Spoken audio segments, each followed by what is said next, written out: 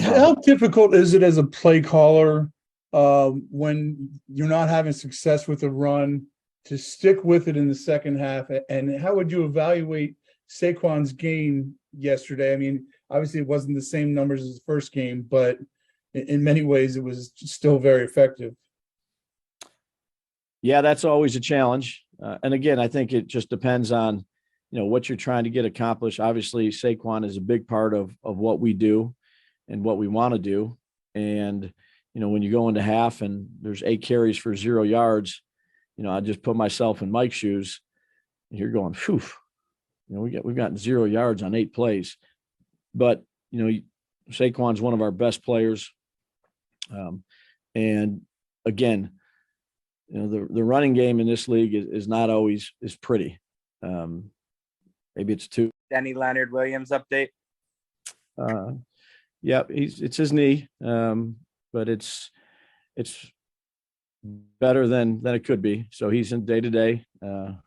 He said he feels a lot better than he did yesterday. He's walking around. So we'll just, we'll take it like we normally do with all these things each day. And, hopefully he's a fast healer. So that day to day means day to day. Okay.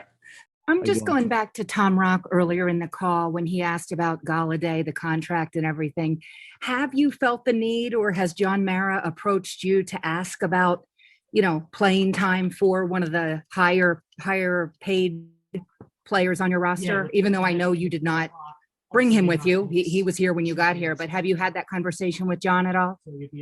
Well, I'd say this.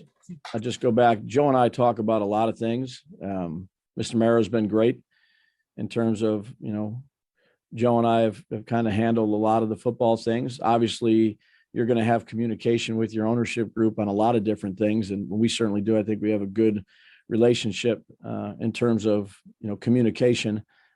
But again, whether it's, the highest paid player, the lowest paid player, the highest draft pick, an undrafted free agent, we're just going to go out there and let, the guys compete it out. And, 1 week doesn't necessarily mean, this is what's going to happen the next week.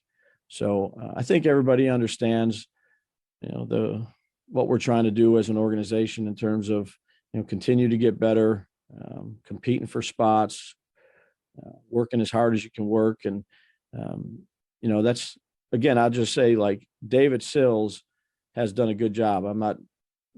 He's done a good job and he's earned some of this playing time, and each week's a competition.